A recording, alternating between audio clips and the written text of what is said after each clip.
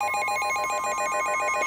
following is a special marine warning from the National Weather Service. The National Weather Service in Chicago has issued a special marine warning for nearshore waters from Winthrop Harbor to Wilmette Harbor, open waters from Winthrop Harbor to Wilmette Harbor out to mid-lake until 12:45 a.m. At 10:37 p.m., a surge of wind from showers and thunderstorms in southern Wisconsin was located along a line extending from South Milwaukee to north of Janesville, moving southeast at 45 knots. Hazard, wind gusts to 40 knots. Source, radar indicated. Impact, small craft could be damaged and briefly higher winds and suddenly higher waves.